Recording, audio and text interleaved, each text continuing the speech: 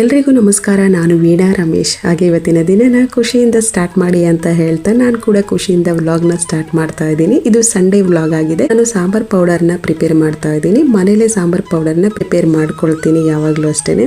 ಹಾಗಾಗಿ ಕೆಂಪು ಮೆಣಸಿನಕಾಯಿ ಹಾಗೆ ಕೊರಿಯಂಡರ್ ಸೀಡ್ಸ್ ಇದನ್ನೆಲ್ಲ ಚೆನ್ನಾಗಿ ಬಿಸಿಲಲ್ಲಿ ಒಣಗಿಸ್ಕೊಂಡು ಆಮೇಲೆ ಸಾಂಬಾರ್ ಪೌಡರ್ನ ಮಾಡ್ಕೊಳ್ತೀನಿ. ಹೊರಗಡೆ ಸಾಂಬಾರ್ ಪೌಡರ್ನ ಯೂಸ್ ಮಾಡೋದು ತುಂಬಾ ಕಮ್ಮಿ. ಸೊ ಮನೇಲೆ ಪ್ರಿಪೇರ್ ಮಾಡ್ಕೊಳ್ತೀನಿ. ಮೊದಲೆಲ್ಲ ಹಾಸನ್ಗೆ ಅಮ್ಮನ ಮನೆಗೆ ಅಂತ ಹೋಗಿದ್ದಾಗ ಅಮ್ಮನ ಕೈಲಿ ಮಾಡಿಸ್ಕೊಂಡು ತರ್ತಿದ್ದೆ. ಇವಾಗ ನಾನೇ ಮಾಡ್ಕೊಳ್ಳೋದು ಕಲ್ತ್ಕೊಂಡಿದ್ದೀನಿ. ಹಾಗಾಗಿ ನಾನೇ ಮಾಡ್ಕೊಂಡು ಬಿಡ್ತೀನಿ. ಹಾಗೆ ಗೋಧಿ ತಗೊಂಡ್ ಬಂದಿದ್ರು, ಅದನ್ನು ಕೂಡ ಬಿಸಿಲಲ್ಲಿ ಹಾಕಿದೀನಿ. ಕೊಬ್ಬರಿ ಇತ್ತು ಮನೇಲಿ, ಕೊಬ್ಬರಿ ಎಣ್ಣೆ ಬಿಡ್ಸೋಣ ಅಂತ ಚಿಕ್ಕದಾಗಿ ಪೀಸ್ ಕಟ್ ಮಾಡಿಬಿಟ್ಟು ಇದನ್ನು ಕೂಡ ಬಿಸಿಲಲ್ಲಿ ಹಾಕಿದೀನಿ. ಇದೆಲ್ಲ ಚೆನ್ನಾಗಿ ಒಣಗೋ ಅಷ್ಟರಲ್ಲಿ ನಾನು ಕೂಡ ಸಾಂಬಾರ್ ಪೌಡರ್ಗೆ ಏನೇನ್ ಬೇಕೋ ಅದನ್ನೆಲ್ಲ ಪ್ರಿಪೇರ್ ಮಾಡ್ಕೊಳ್ತಾ ಇದ್ದೀನಿ. ಗ್ರೋಸರಿ ಐಟಮ್ ಎಲ್ಲ ಏನೇನ್ ತಂದಿದ್ರು ಯಾವುದನ್ನು ನಾನು ಬಾಕ್ಸ್ ಅಲ್ಲಿ ಹಾಕಿಟ್ಟಿಲ್ಲ, ಹಾಗೆ ಶೆಲ್ಫ್ ಮೇಲೆ ಪ್ಯಾಕೆಟ್ ಸಮೇತ ಹಾಗೆ ಇಟ್ಬಿಟ್ಟಿದ್ದೀನಿ. ಸೊ ಹೇಗಿದ್ರು ಯುಗಾದಿ ಹಬ್ಬಕ್ಕೆ ಮನೆ ಕ್ಲೀನ್ ಮಾಡ್ಕೊಬೇಕು. ಸಂಕ್ರಾಂತಿ ಹಬ್ಬದಲ್ಲಿ ನಾನು ಮನೆ ಕ್ಲೀನ್ ಮಾಡಕ್ ಹೋಗ್ಲಿಲ್ಲ, ಡಸ್ಟ್ ಏನು ರಿಮೂವ್ ಮಾಡಲಿಲ್ಲ. ಯುಗಾದಿ ಹಬ್ಬಕ್ಕೆ ಮಾಡೋಣ ಅಂತ ಹೇಳಿ ಹಾಗೆ ಬಿಟ್ಟಿದ್ದೀನಿ. ಈ ಫಸ್ಟ್ ಕಿಚನ್ದು ಈ ಮಸಾಲಾ ಡಬ್ಬಗಳು, ಈ ರೀತಿ ಗ್ರೋಸರಿ ಐಟಮು, ಈ ಕಿಚನ್ ಕೌಂಟರ್ ಟಾಪ್ ಎಲ್ಲ ಫಸ್ಟ್ ಕ್ಲೀನ್ ಮಾಡಿಕೊಂಡ್ರೆ ಉಳಿದಿದ್ದ ಕೆಲಸ ಮಾಡೋಕೆ ಈಸಿ ಆಗುತ್ತೆ ನನಗೆ ಅಂತ ಹೇಳಿ ಸಾಂಬಾರ್ ಪೌಡರ್ನ ಮಾಡೋಕೆ ನಾನಿಲ್ಲಿ ಅಳತೆ ಕಪ್ ತೋರಿಸ್ತಿದ್ದೀನಲ್ಲ, ಇದು 250 ml ಇದೆ. ಸೊ ಇದ್ರ ಅಳತೆಗೇನೆ ನಾನು ಸಾಂಬಾರ್ ಬೇಳೆ ಆಗಿರ್ಬೋದು, ಅಂದರೆ ತೊಗರಿ ಬೇಳೆ, ಕಡಲೆಕಾಳು, ಹೆಸರು ಕಾಳು, ಇಲ್ಲ ಹೆಸರು ಬೇಳೆ ಆದರೂ ಆಗುತ್ತೆ. ಸೊ ಇದನ್ನೆಲ್ಲ ಈ ಕಪ್ಪಲ್ಲೇ ತಗೊಂಡಿರೋ ಅಂಥದ್ದು.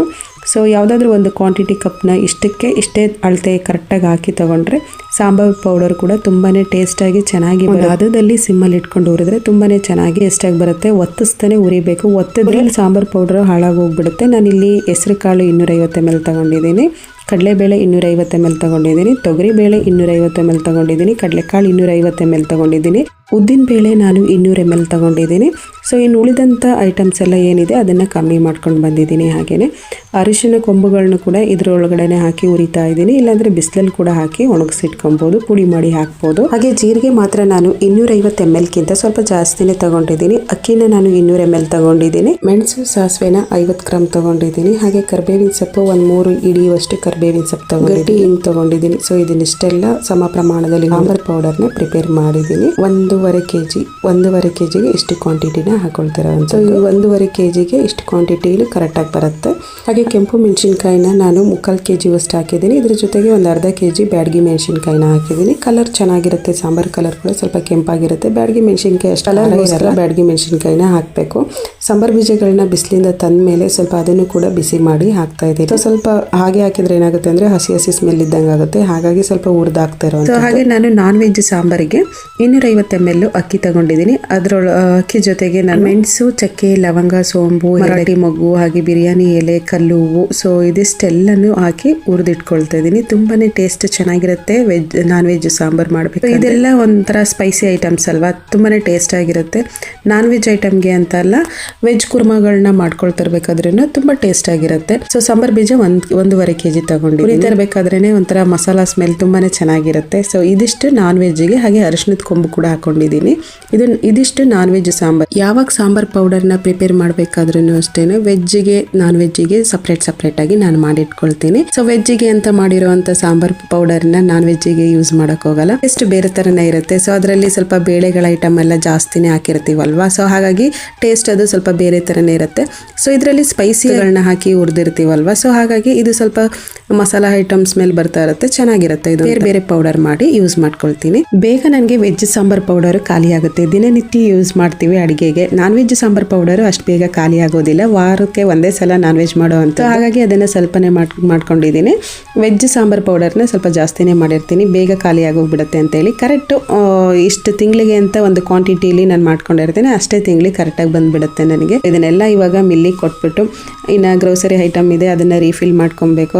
ಬಾಕ್ಸಸ್ ಎಲ್ಲ ವಾಶ್ ಮಾಡಿ ಇಟ್ಟಿದ್ದೀನಿ. ಹಾಗೆ ಹೆಣ್ಮಕ್ಳಿಗೆ ಒಂದಿನೂ ಕೆಲಸ ಇಲ್ಲ ಅಂತ ಫ್ರೀಯಾಗಿ ಕುತ್ಕೊಂಡಿದ್ದೆ, ಯಾವ್ದಾದ್ರು ಕೆಲಸ ಆಯ್ತು ಮಾಡ್ತಾನೆ ಇರ್ತೀವಿ ಅಲ್ವಾ. ನಾವು ಹೆಣ್ಮಕ್ಳು ಹೇಗೆ ಅಂತ ಅಂದ್ರೆ ಎನಿ ಟೈಮ್ ಕೆಲಸ ಅನ್ಕೊಂಡು ನಮ್ಮನ್ನ ನಾವೇ ಮರ್ತು ಬಿಡ್ತೀವಿ. ಸ್ವಲ್ಪನಾದ್ರೂ ನಮ್ಗೆ ಅಂತ ಒಂದು ಫ್ರೀ ಟೈಮ್ನ ನಾವು ಕೊಟ್ಕೊಬೇಕು ಅಂತ ಅನ್ಕೊಳ್ತೀನಿ. ಯಾಕಂದ್ರೆ ಫ್ರೀ ಟೈಮಲ್ಲಿ ಸ್ವಲ್ಪ ಹೊತ್ತು ರೆಸ್ಟ್ ಮಾಡೋದಾಗಿರ್ಬೋದು, ಇಲ್ಲ ಊಟದ ವಿಚಾರ ಅಂತ ಬಂದ್ರೂ ನಾನು ಹೇಳೋ ಅಂತದ್ದು, ಆರೋಗ್ಯ ಚೆನ್ನಾಗಿರ್ಬೇಕಾದ್ರೇನೆ ಹೆಲ್ದಿ ಆಗಿರುವಂತ ಫುಡ್ ತಿನ್ನೋ ಅಂತದ್ದು. ಒಂದ್ ದಿನಕ್ಕೆ ಇಷ್ಟು ಅವರ್ ಆದ್ರೂ ನಿದ್ರೆ ಮಾಡ್ಬೇಕು. ಒಂದ್ ಏಜ್ ಅಂತ ಬಂದ್ಮೇಲೆ ಆ ಏಜಿಗೆ ತಕ್ಕನಾಗಿ ನೆಡ್ಕೊಳ್ಳೋದು ಬಹಳನೇ ಒಳ್ಳೇದು ಅಂತ ಅನ್ಕೊಳ್ತೀನಿ. ಸೊ ಏಜ್ ಇದೆ, ಎನಿ ಟೈಮ್ ಕೆಲಸ ಮಾಡ್ತಾ ಇರ್ತೀವಿ ಅಂತ ಅಂದ್ರೆ ಇವಾಗ ಬರುವಂತ ಕಾಯಿಲೆಗಳು ಯಾವ್ದು ಏಜ್ ನೋಡಿ ಬರ್ತಾ ಎಲ್ಲ ಕಾಯಿಲೆಗಳು ತುಂಬಾನೇ ಒಂಥರ ಬೇಜಾರು ಅನ್ನಿಸ್ತಾ ಇರುತ್ತೆ. ಚಿಕ್ಕ ವಯಸ್ಸಿಗೆ ಇಷ್ಟು ದೊಡ್ಡ ಕಾಯಿಲೆಗಳು ಬಂತ ಅಂತ ಅನ್ನೋ ರೀತಿಲಿ ಫೀಲ್ ಆಗ್ತಾ ಇರುತ್ತೆ. ಬೇರೆ ತರದ ನ್ಯೂಸ್ಗಳನ್ನ ನೋಡ್ಬೇಕಾದ್ರೆ, ಬೇರೆ ತರದ ಸುದ್ದಿಗಳನ್ನ ಕೇಳ್ಬೇಕಾದ್ರೆ ಸ್ವಲ್ಪ ಭಯನೂ ಆಗ್ತಾ ಇರುತ್ತೆ ಮನಸ್ಸಿಗೆ. ಸೊ ಹಾಗಾಗಿ ಸ್ವಲ್ಪ ನಮ್ಮ ಆರೋಗ್ಯನ ನಾವು ಕೈಲಿಟ್ಕೊಳ್ಳೋದು ತುಂಬಾನೇ ಒಳ್ಳೇದು ಅಂತ ಅನ್ಕೊಳ್ತೀನಿ. ಹಾಗೆ ಗ್ರೋಸರಿ ಐಟಮ್ ನ ರೀಫಿಲ್ ಮಾಡಬೇಕಾದ್ರೆ ನನಗೆ ತಿಳಿದಿರುವಂತ ಕೆಲವೊಂದು ಟಿಪ್ಸ್ ನ ನಿಮ್ ಜೊತೆ ಶೇರ್ ಮಾಡ್ಕೊಳ್ತೀನಿ. ಹೇಗಿದ್ರು ಒಂದ್ ತಿಂಗಳು ಆಗೋ ರೀತಿಲಿ ಗ್ರೋಸರಿನ ತಂದಿರ್ತೀವಿ. ಕೆಲವೊಂದು ಕಾಳು ಐಟಮ್ಸ್ ಅಂತೂ ಒಂದ್ ತಿಂಗಳವರೆಗೂ ಬರೋದಿಲ್ಲ, ಬೇಗ ಹುಳಾಗಿರುತ್ತೆ. ಯಾಕಂದ್ರೆ ಅವ್ರುಗಳು ಎಷ್ಟು ದಿನದಿಂದ ತಂದಿಟ್ಕೊಂಡಿರ್ತಾರೋ ಗೊತ್ತಿರಲ್ಲ. ಬಟ್ ನಾವು ಪರ್ಚೇಸ್ ಮಾಡ್ಕೊಂಡು ಬಂದ್ಮೇಲೆ